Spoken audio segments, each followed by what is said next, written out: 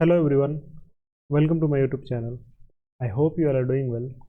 So let's start today's topic. So today we are going to discuss about a very new topic, that is climatic conditions of the site.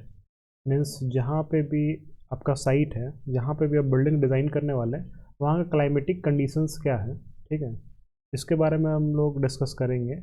और climatic conditions का क्या प्रभाव पड़ता है while designing the building जब आप design कर रहे हैं तो उसमें वहाँ का जो क्लाइमेटिक कंडीशंस है उसका क्या प्रभाव पड़ता है, उसके बारे में वन बाय वन हम लोग डिटेल में डिस्कस करेंगे।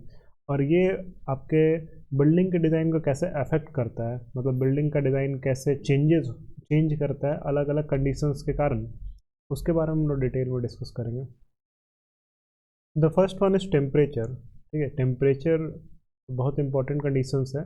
मान लीजिए आप ऐसा जगह बिल्डिंग डिज़ाइन कर रहे हैं जहाँ पे बहुत हॉट क्लाइमेट है, ठीक है, हॉट क्लाइमेट है, तो उस केस में हम लोग कैसे बिल्डिंग को डिज़ाइन करेंगे। तो बिल्डिंग का डिज़ाइन में थोड़ा सा चेंजेस आ जाएगा। क्या आएगा कि हम लोग को चाहिए होगा maximum shade and ventilation to keep interiors cool, मतलब अंदर जो है आपका पूरा कूल रहे, तो उसके लिए हम लोग को क्या चाहिए होगा, maximise, we have to maximise the shade. मतलब कि ये जो शेड है, जैसे यहाँ पे आप देखिए एक बिल्डिंग हम फोटो में दिखाए हैं, तो यहाँ पे देखिए एक्सटर्नल आपका शेडिंग के लिए एक रूफ टाइप का बनाया हुआ है, ठीक है।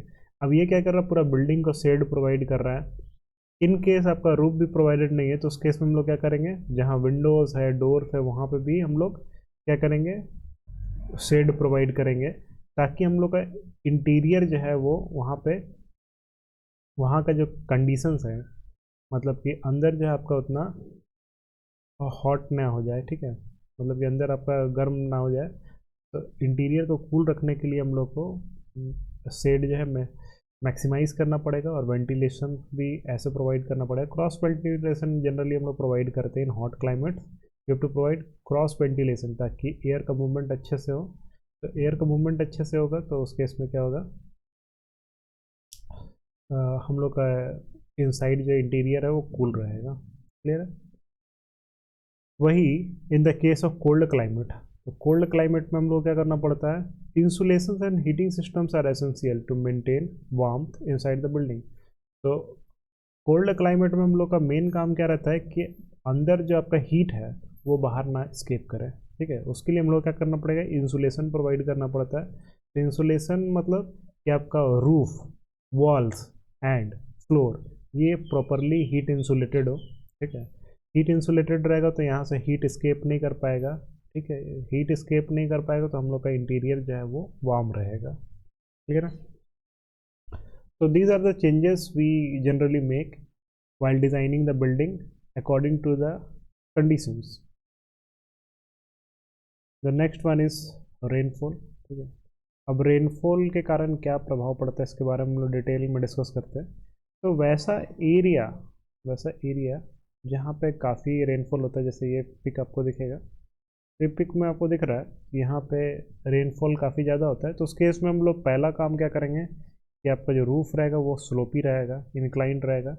अब ऐसा क्यों रखते हैं, ऐसा इसलिए रखते हैं ताकि पानी जो है आपका रूफ में ठहर ना जाए। तो पानी अगर नहीं ठहरेगा तो उस केस में क्या होगा कि आपका रूफ सेफ रहेगा।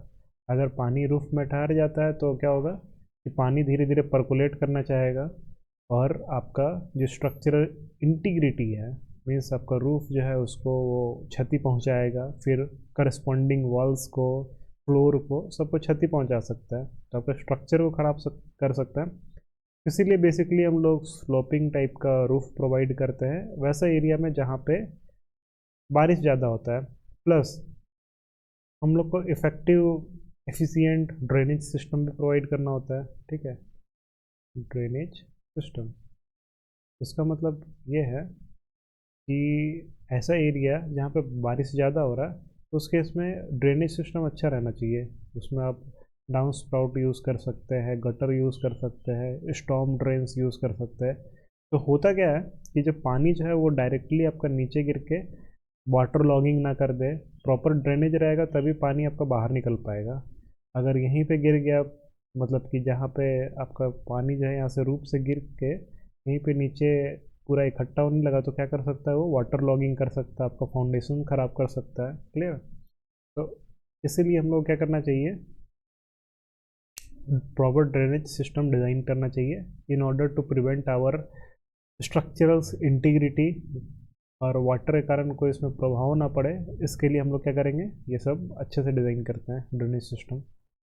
प्लस स्लोपिंग रूफ तो हम लोग प्रोवाइड करते ही हैं। वाटर प्रूफ मटेरियल जो है हम लोग को जनरली प्रोवाइड करना चाहिए। कहाँ पे, तो रूफ में वाटर प्रूफिंग मटेरियल यूज़ करेंगे हम लोग, वॉल्स में, बेसिकली पूरा स्ट्रक्चर में ही वाटर प्रूफिंग मटेरियल हम लोग यूज़ करते हैं in order to manage rain water and protecting the structure, ताकि हम लोग अपने स्ट्रक्चर को प्रोटेक्ट कर सकें। Next one is wind. तो विंड का क्या प्रभाव पड़ता है, ये भी बहुत मायने रखता है, इसके बारे में भी हम लोग समझते हैं। जैसे विंड ऐसे तो बहुत इंपॉर्टेंट चीज़ है, यही आपका ओरिएंटेशन डिसाइड करता है, ठीक है। मीन्स विंड का डायरेक्शन, नेचुरल डायरेक्शन क्या है, वो अगर हम लोग को पता रहेगा तो उसी हिसाब से हम लोग स्ट्रक्चर में विंडोज़ प्रोवाइड करते हैं। मतलब स्ट्रक्चर का ओरिएंटेशन यही डिसाइड करता है कि विंडोज़ कैसे प्रोवाइड करेंगे, क्रॉस वेंटिलेशन अच्छा हो, अच्छा से एयर का मूवमेंट हो, ठीक है, एयर का मूवमेंट अच्छे से हो, तो वह मतलब कि ओरिएंटेशन यही डिसाइड करता है wind. Clear? Just a second.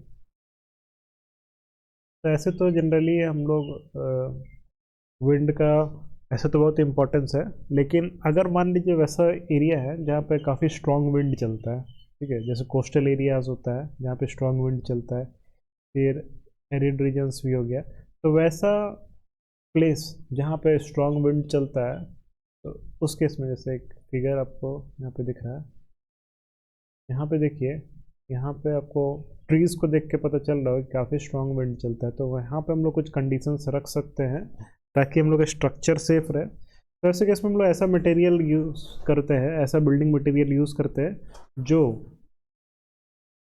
जो कि रजिस्ट कर सके विंड को, स्ट्रॉन्ग विंड को, जैसे आरसीसी वगैरह हम लोग यूज़ कर सकते हैं, आरसीसी यूज़ कर सकते हैं, ठीक है। वैसा मटेरियल यूज़ करेंगे जो विंड को रजिस्ट कर सके। प्लस हम लोग एक्सटर्नल फेंसिंग कर सकते हैं, फेंसिंग किया जाता है बिल्डिंग के चारों तरफ ताकि विंड का स्पीड को घटा सके। प्लस हम लोग ऐसे ट्रीज़ वगैरह लगाते हैं जो कि टेम्प्रोरी, मतलब कि कुछ मात्रा में विंड को क्या करता है, वो उसका स्पीड को डिक्लाइन कर देता है, रोक देता है। या फिर एक्सटर्नल वॉल्स लगा सकते हैं, तो उससे हम लोग क्या करता है, हम लोग का स्ट्रक्चर जो है सेफ रहता है। यहाँ पे देखिए, ये स्ट्रक्चर उतना सेफ नहीं है, यहाँ पे ऊपर जो कवर था वो पूरा उखड़ गया है। तो अगर स्ट्रॉन्ग विंड चल रहा है तो उस केस में ये सब चीज़ हम लोग कर सकते हैं, मटेरियल आरसीसी टाइप का यूज़ कर सकते हैं ताकि स्ट्रॉन्ग विंड को रजिस्ट कर सके। फेंसिंग चारों तरफ कर सकते हैं। प्लस फेंसिंग से क्या होगा कि आपका विंड का स्पीड कम हो जाएगा, तो आपका स्ट्रक्चर सेफ रहेगा। एक्सटीरियर वॉल्स आप लगा सकते हैं, मतलब चारों साइड जो है वॉल लगा सकते हैं। प्लस ऐसे ट्रीज़ वगैरह हम लोग क्या करते हैं, ट्रीज़ जो है लाइन पे लगा देते हैं, उससे क्या होता है, हम लोग का स्ट्रक्चर सेफ रहता है। नेक्स्ट हम लोग बात करेंगे सनलाइट का, ठीक है।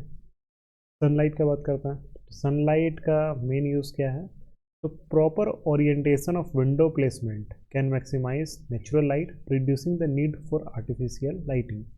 मतलब प्रॉपरली इस फिगर को देखिए, प्रॉपरली अगर हम लोग विंडोज़ और डोर का प्लेसमेंट करें तो उससे क्या होगा, नेचुरल लाइट जो हम लोग के घर में ज़्यादा आएगा। तो नेचुरल लाइट अगर ज़्यादा आएगा तो उस केस में आर्टिफिशियल लाइटिंग का हम लोग को ज़रूरत कम पड़ेगा।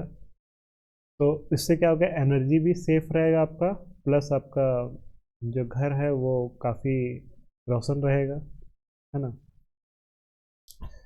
प्लस अगर नेचुरल लाइट आता है तो वो जो है हम लोग का मूड को अच्छा कर देता है, कंफर्टेबल कर देता है, ठीक है। It creates a more comfortable environment for occupants, दिया हुआ भी है, ठीक है। It lower the energy cost, cost तो बचा रहा है, एनर्जी कॉस्ट, इलेक्ट्रिसिटी तो हम लोग का काफ़ी बच रहा है अगर नेचुरल लाइट ज़्यादा आ रहा है तो। प्लस मोर कंफर्टेबल इन्वायरमेंट ये क्रिएट करता है, मूड को ठीक करता है। प्लस हम लोग को विटामिन डी भी मिल जाता है, विटामिन डी जो कि काफ़ी इंपॉर्टेंट है हम लोग के लिए, ठीक है। The sun is our best friend. तो ये सब क्लाइमेटिक कंडीशंस था जो कि हम लोग का जो बिल्डिंग का डिज़ाइन है उसमें प्रभाव डालता है। Now we will discuss about the safety precautions during building construction. तो बिल्डिंग कंस्ट्रक्शन के दौरान क्या क्या सेफ्टी प्रिकॉशंस हम लोग को लेना चाहिए as per national building code. National building code के द्वारा क्या क्या सेफ्टी प्रिकॉशंस दिया गया है ड्यूरिंग बिल्डिंग कंस्ट्रक्शन, इसके बारे में हम लोग डिटेल में डिस्कस करेंगे। तो पहला है आपका साइट सेफ्टी। साइट को हम लोग को सेफ रखना पड़ेगा। तो साइट को जहाँ पे कंस्ट्रक्शन हो रहा है उसको हम लोग सेफ कैसे रख सकते हैं? तो secure the construction site you with proper fencing and signage to prevent unauthorised access and accident. तो सबसे पहले तो हम लोग को साइट को प्रॉपर फेंसिंग करना है। यहाँ पे देखिए फेंसिंग किया हुआ है चारों तरफ, ठीक है, ताकि अनऑथराइज्ड एक्सेस ना हो पाए। ठीक है, अनऑथराइज्ड एक्सेस ना हो पाए मतलब कोई जबरदस्ती घुस ना जाए। ठीक है, प्लस साइनेज भी प्रोवाइड करना पड़ता है। यहाँ पे देखिए एक साइनेज प्रोवाइडेड है कि यहाँ से दूर रहें। क्लियर है, एक्सीडेंट से बचाता है ये सब है। दूसरा आपका सेफ्टी प्रिकॉशन में आता है पर्सनल प्रोटेक्टिव इक्विपमेंट। इसको हम लोग शॉर्ट में बोलते हैं पीपीई। ये आपका काफ़ी इंपॉर्टेंट है। मीन साइट में जो भी वर्कर कर रहा है उसको जो है ये आपका पहनना काफ़ी ज़रूरी होता है। Ensure all workers wear appropriate PPE. ठीक है, अब ये पीपीई क्या होता है? देखिए ये सब सारा किट है पीपीई का। ठीक है, ये क्या है? पीपीई का पूरा किट है। पीपीई का फुल फॉर्म क्या हो गया? Personal protective equipment. इसमें क्या क्या आ जाता है आपका? क्लोथिंग्स आ गया, सेफ्टी फुटवेयर आ गया। ये देखिए high vis clothing, safety footwear, safety harnesses, ये हार्नेसेस है। ठीक है, आई प्रोटेक्शन के लिए चाहिए, प्लस ग्लव्स चाहिए, सब दिख रहा है यहाँ पे। सेफ्टी हेलमेट्स, हियरिंग प्रोटेक्शन, ये हियरिंग प्रोटेक्शन है, ग्लव्स है, हेलमेट्स है, हार्नेसेस है, बूट हो गया। ठीक है, सेफ्टी फुटवेयर। तो जितना भी वर्कर है उसको आपको पीपीई देना जो है इम्पोर्टेंट हो जाता है, ताकि आपका जो साइट है उसमें कोई एक्सीडेंट वगैरह ना हो और कोई इंजरीज ना हो। ठीक है, next one is scaffolding and ladders. Scaffolding क्या होता है? ये देखिए ये आपका ये प्रॉपर स्केप फोल्डिंग, हाँ ये तो स्केप फोल्डिंग है। स्केप फोल्डिंग क्या होता है? बिल्डिंग के चारों तरफ जैसे आप प्लास्टरिंग कर रहे हैं तो ऐसे बिल्डिंग के चारों साइड आपका ये लगा हुआ रहता है ना, जिसमें आप चढ़ के प्लास्टरिंग करते हैं या फिर पेंटिंग करते हैं, उसको स्केप फोल्डिंग बोलते हैं। ठीक है, एंड लेडर्स। तो scaffolding and ladders are stable, well maintained and inspected regularly to prevent falls. तो आपका जो स्केप फोल्डिंग है जिसमें वर्कर सब चढ़ के अब बिल्डिंग में जो कंस्ट्रक्शन होता है, जैसे जितना भी चीज़ हो गया, डिस्टेम्परिंग कर रहे हो या फिर यहाँ पे तो दिख रहा है, जैसे ये देखिए ये आपका स्केप फोल्डिंग है। ठीक है, स्केप फोल्डिंग है। स्केप फोल्डिंग जो है आपका स्टेबल रहना चाहिए, वेल मेंटेन्ड रहना चाहिए और रेगुलरली हम लोग को इंस्पेक्ट करना होता है ताकि फॉल्स वगैरह ना हो पाए। ठीक है, फॉल्स मतलब इंसान ना गिर जाए उससे, तो उसको इंस्पेक्ट करना रेगुलरली काफ़ी ज़रूरी होता है। नेक्स्ट हम लोग बात करेंगे फायर सेफ्टी का। तो की fire extinguisher on site and train workers in fire safety protocols. तो हम लोग को साइट में आपका फायर एक्सटिंग्विशर रखना ज़रूरी होता है जहाँ पे भी आप बिल्डिंग डिज़ाइन कर रहे हैं, क्रिएट कर रहे हैं। ठीक है, तो बिल्डिंग का कंस्ट्रक्शन चल रहा है तो वहाँ पे आपको फायर एक्सटिंग्विशर काफ़ी ज़रूरी होता है। ठीक है, और हम लोग को वर्कर्स को भी ट्रेन करना चाहिए इन फायर सेफ्टी प्रोटोकॉल्स। ठीक है, ensure proper sort storage of flammable materials to reduce fire risk.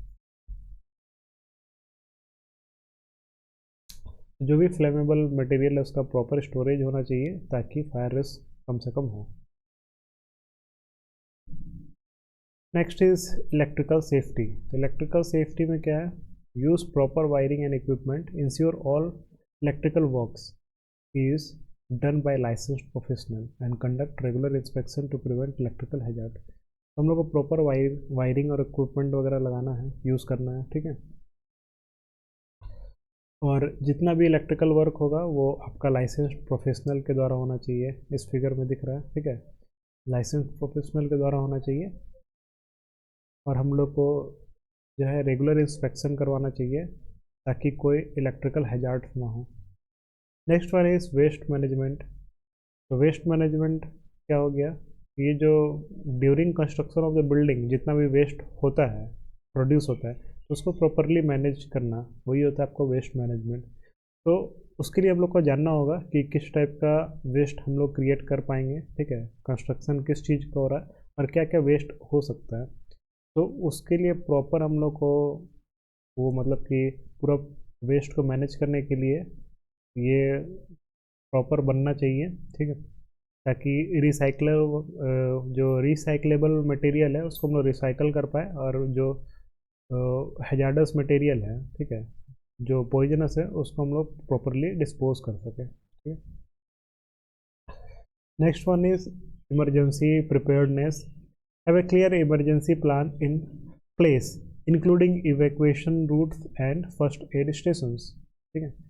तो इमरजेंसी प्रिपेयर्डनेस होना चाहिए, मतलब इमरजेंसी प्लान होना चाहिए, ताकि मतलब इन केस कोई इमरजेंसी आ जाए, आग लग गया या फिर कुछ हुआ, तो उस केस में आपका इवैक्यूएशन रूट होना चाहिए इमरजेंसी, मतलब कि कैसा बाहर निकल सकेंगे। फर्स्ट एड स्टेशन सामने ही होना चाहिए, ठीक है। Train workers on emergency response procedures to handle accident effectively. तो हम लोग को वर्कर्स को भी ट्रेन करना पड़ेगा कि अगर ऐसा कोई इमरजेंसी आता है तो वो कैसे हैंडल करेंगे, ठीक है। Next one is structural integrity, ठीक है। Regularly inspect construction materials and structural elements to ensure they meet quality standard. तो हम लोग जो भी कंस्ट्रक्शन मटेरियल यूज़ कर रहे हैं या भी कोई भी ये स्ट्रक्चरल एलिमेंट में regularly inspect construction materials and structural elements to ensure they meet quality standards and are free from defect, ensuring the building safety and durability। तो जो भी कंस्ट्रक्शन मटेरियल हम लोग यूज़ कर रहे हैं बिल्डिंग्स में, तो उसको हम लोग को रेगुलरली इंस्पेक्ट करना चाहिए, ठीक है, ताकि वो वहाँ भी हम लोग को ध्यान रखना होगा कि वो अपना क्वालिटी जो है वो मेंटेन कर रहा है कि नहीं, ठीक है, और वो उसमें कोई डिफेक्ट वगैरह ना हो। तो ये काफ़ी ज़रूरी होता है बिल्डिंग सेफ्टी और ड्यूरेबिलिटी के नज़रिए से, ठीक है। तो यहाँ पे आपका सेकेंड यूनिट भी समाप्त होता है। तो this is all for today, thank you for listening. I hope you like the lecture and kindly like and subscribe my channel in order to get more lectures। Thank you so much.